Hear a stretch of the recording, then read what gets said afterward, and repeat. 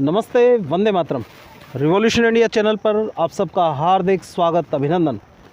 जैसा कि दर्शकों मैं हर बार एक वायदा करता हूं, किसी न किसी ऐसी शख्सियत से आप सबको रूबरू कराऊंगा और आज खुद रिवॉल्यूशन इंडिया गौरवान्वित महसूस कर रहा है जब आज के हमारे ख़ास मेहमान कर्नल अनुराग मेहरा जी हैं। आपका रिवॉल्यूशन इंडिया चैनल पर हार्दिक स्वागत, अभिनंदन माननीय महोदय जी। धन्यवाद। दर्शकों, जिस पर्सनैलिटी से हम मिल रहे हैं, ऑनरेबल कर्नल अनुराग मेहरा जी, आप हरियाणा 15 बटालियन एनसीसी को रिप्रेजेंट कर रहे हैं और सर से ही जानते हैं सर, जिस प्रकार से एनसीसी नेशनल कैडेट कोर, राष्ट्रीय कैडेट कोर के नाम से जहां अनुशासन और एकता का पाठ पढ़ाया जाता है, हर बच्चा जब किसी शिक्षण संस्थान में जाता है दिमाग में एक मंशा बनाकर चलता है कि मुझे उस संस्थान में दाखिला लेना है जहां एनसीसी की एक ट्रेनिंग मिलती हो। सर, दर्शक जानना चाहेंगे एनसीसी के बारे में कि एनसीसी है क्या, कब इसकी शुरुआत हुई और वर्तमान स्थिति इसकी क्या है। जी डॉक्टर। एनसीसी जैसा आपने बताया, राष्ट्रीय cadet corps, national cadet corps, ये आज की डेट में एक सबसे बड़ी वॉलंटियर ऑर्गेनाइजेशन है इन द वर्ल्ड। विश्व में एक सबसे बड़ी वॉलंटियर ऑर्गेनाइजेशन है जी।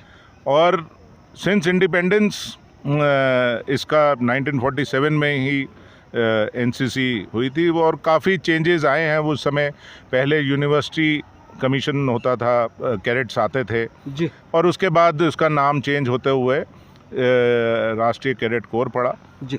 बेसिकली जो आपने जैसे बताया कि जो मूल वाक्य है इसका, एकता और अनुशासन, जी, वो तो है ही, मगर जो लक्ष्य है या उद्देश्य है जो एनसीसी का, जी, वो हमें एक सिटीज़न, एक बेहतर नागरिक को डेवलप करना, क्योंकि ये एक फॉर्मेटिव ईयर्स होते हैं एक कैडेट के या एक स्टूडेंट के, जो जब स्कूल में होता है या कॉलेज में होता है जी।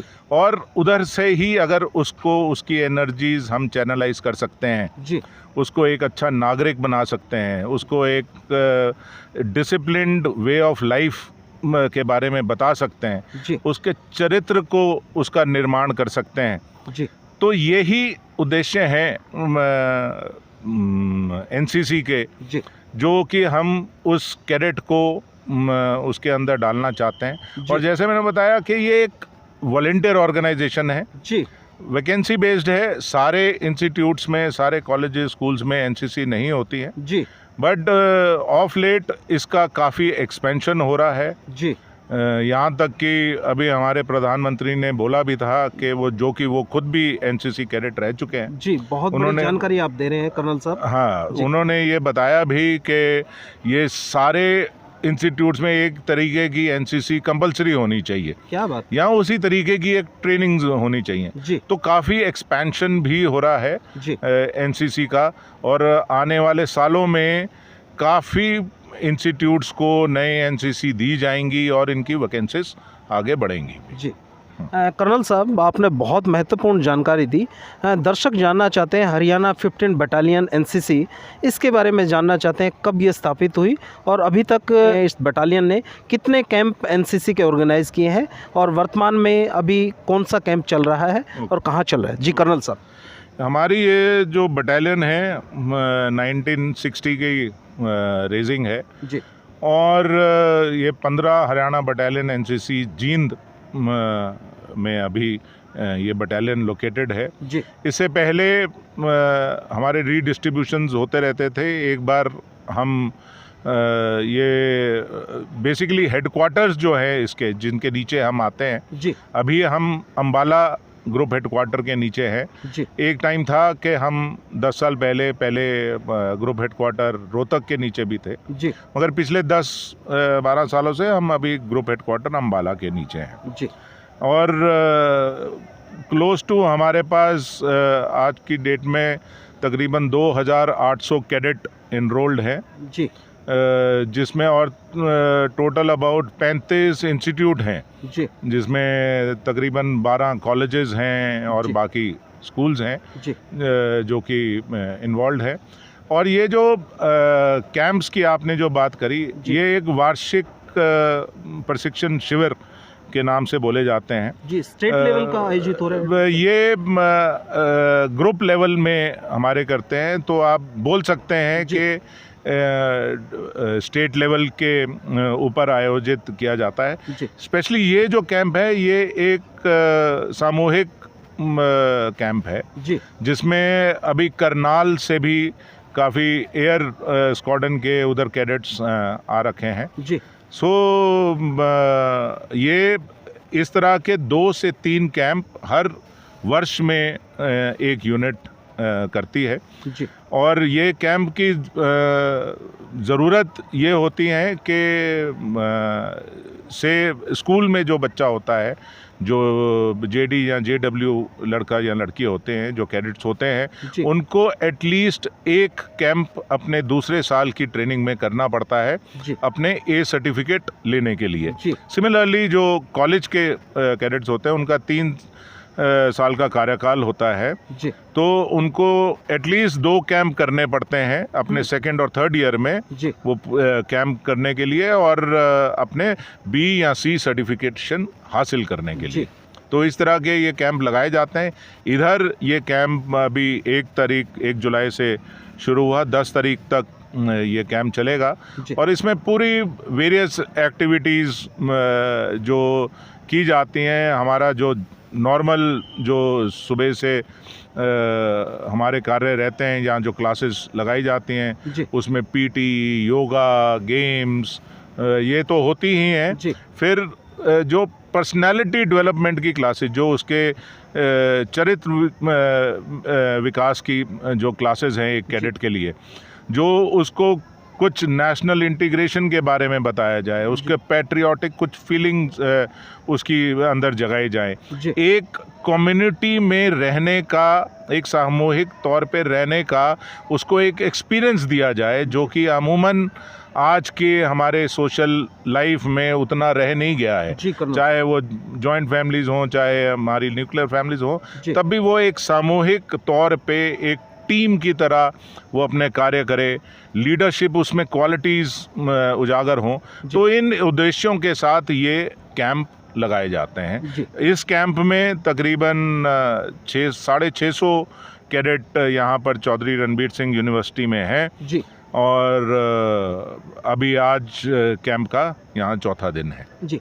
कर्नल साहब, जिस प्रकार से किसान अपनी फसल की शुरुआत से पौध से उसकी सुरक्षा करता है और उसको लास्ट तक उसको एक मार्केट तक ले जाने का काम करता है, हम ये मान सकते हैं कि एनसीसी भी इसी प्रकार से बच्चों की जो बचपन से लेके उनको कैसे चरित्र निर्माण हो, कैसे राष्ट्रभक्ति जागृत हो, कैसे एक अच्छे समाज का निर्माण में एक एनसीसी कैडेट अपनी भूमिका निभा सकता है, उस पर काम कर रहा है। तो कर्नल साहब, कैसे एक स्कूल में जाने वाला बच्चा एनसीसी के साथ किस प्रकार से जुड़ सकता है? क्या वो उम्र है जब वो एनसीसी में एंट्री कर सकता है? और इसके भविष्य में एनसीसी के सर्टिफिकेशन प्राप्त करने के बाद उसको उसके कैरियर में जब वो कहीं जॉब लेने जाता है, वहाँ किस प्रकार का उसको बेनिफिट मिलता है, चाहे वो देश सेवा, आर्मी की सेवा की बात है या किसी और विषय की बात है? कर्नल साहब, ये पहला जो प्रश्न आपका कि कैसे एनरोल हो सकता है, और आपने बिल्कुल सही बात करी। जो ये उम्र एक बच्चे की ऐसी होती है जहाँ से उसको आप जिस दिशा में मोड़ेंगे वो उस दिशा में मुड़ जाएगा जी। तो एक राइट गाइडेंस उसको बहुत ज़रूरी है और किस रास्ते पे उसको चलना है वो रास्ता दिखाना बहुत ज़रूरी है, जिसके लिए ये एनसीसी काम करती है। उसकी पर्सनालिटी डेवलपमेंट में, उसके कैरेक्टर बिल्डिंग में ये काम करती है।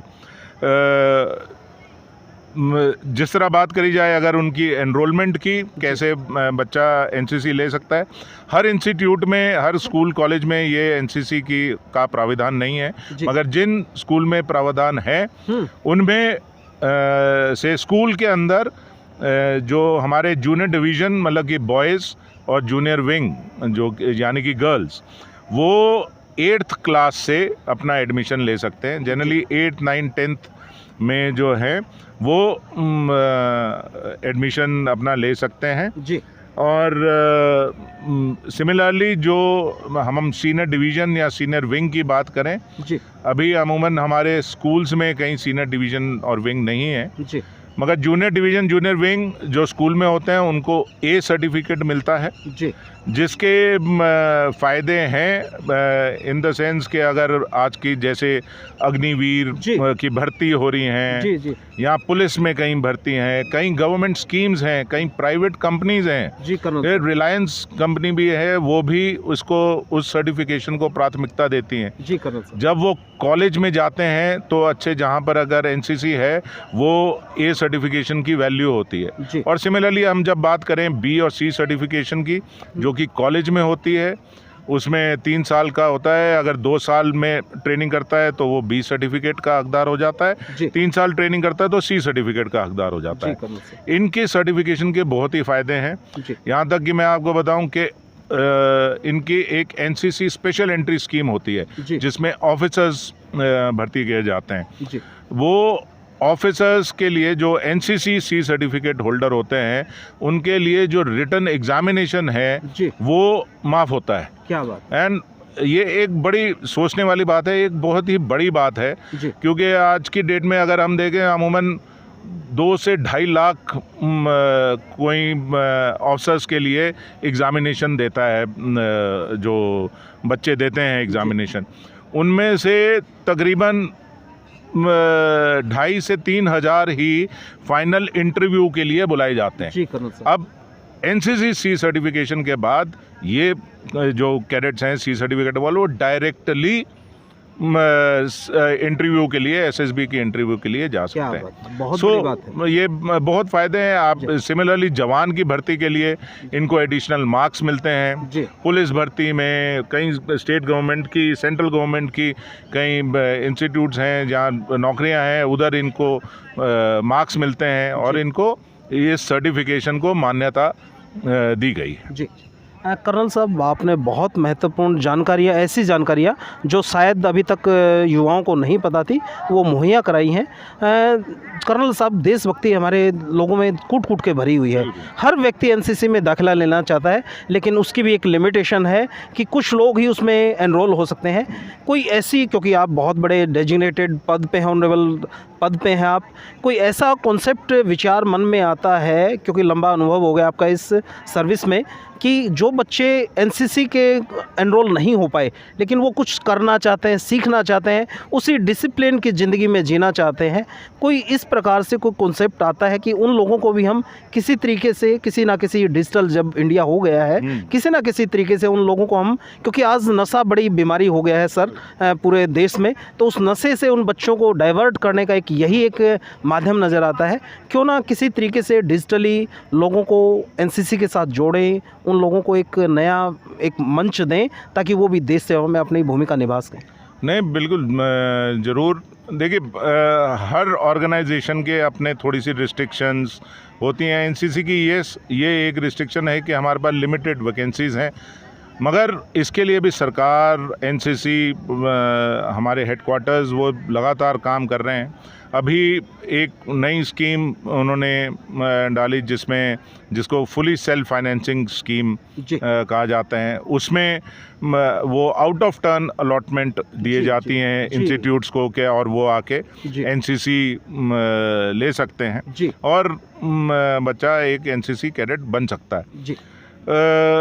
यस डिजिटल इंडिया हो रहा है सब आजकल डिजिटल वर्ल्ड में ज़्यादा रहना चाहते हैं तो टाइम टू टाइम अगर कई ऐसे चैनल्स भी हैं कहीं जिसमें एनसीसी एक रादर एनसीसी जो डीजी एनसीसी हमारे जो हेडक्वार्टर्स की वो एक ओपन साइट भी हैं मैं बोलूँगा हर बच्चे को वो जाके विज़िट करने चाहिए उसमें अपने क्या उद्देश्य हैं और क्या हमारे देश में हो रहा है वो भी उसकी भी जानकारी मिलेगी और एफर्ट यही है कि ज़्यादा से ज़्यादा इसका प्रचार हो।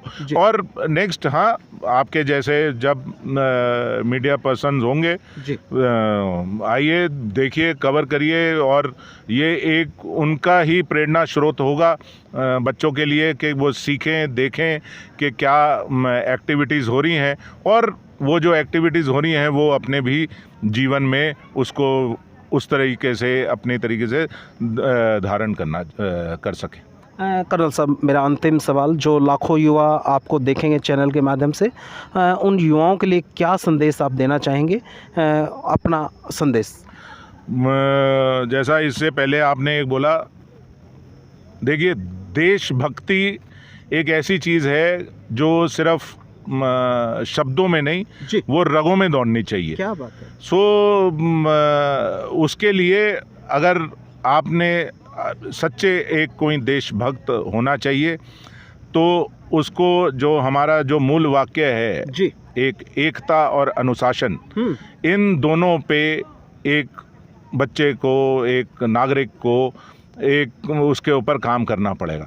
और मैं हमेशा बोलता हूँ कि डिसिप्लिन या अनुशासन वो फोर्स नहीं किया जा सकता कभी किसी, वो धारण करना पड़ता है। और हम जैसे अमूमन मैं एक एग्जांपल देता हूँ कि आप, हाँ, स्कूल में जाते हैं, हम स्कूल में फर्स्ट क्लास यूनिफॉर्म पहनते हैं, बाल हमारे बने होते हैं, बूट पॉलिश होते हैं, ये वगैरह, तो वो क्यों उधर वो सब कुछ होता है? क्योंकि उधर कोई टुकाई कर देगा, उधर कोई टीचर पनिशमेंट दे देगा। मगर वही हम जब बाहर सिविल में कहीं अगर घूम रहे हैं या मार्केट प्लेस में घूम रहे हैं जहाँ कोई देख नहीं रहा, उधर हम जूता भी गंदा होगा, कपड़ा भी फटा हुआ पहन लेंगे, तो वहाँ पर क्यों नहीं है हम अनुशासन रख सकते? अगर वो अनुशासन वो है जहाँ पे कोई देख नहीं रहा, मगर तब भी अगर हम सही काम कर रहे हैं, तो वो अनुशासन, वो अच्छा अनुशासन है। एक अच्छे नागरिक बनिए, अनुशासन में रहिए, और सबसे भाईचारा बना के रखिए, और यही हैं जो आगे जाके आपको ये जो फीलिंग्स हैं, ये जो इमोशंस हैं, वही एक बच्चों को आगे लेके जाएंगे। कर्नल साहब, आपने अपना कीमती समय दिया, उसके लिए आपका हृदय से आभार। और खुद रिवॉल्यूशन इंडिया गौरवान्वित महसूस कर रहा है जब इस प्रकार के कर्नल अनुराग मेहरा जी हमारे साथ मौजूद हैं। आपका वैल्यूएबल टाइम हमें मिला, और दर्शकों को इसी सोच और इसी विचार के साथ छोड़े चलता हूं।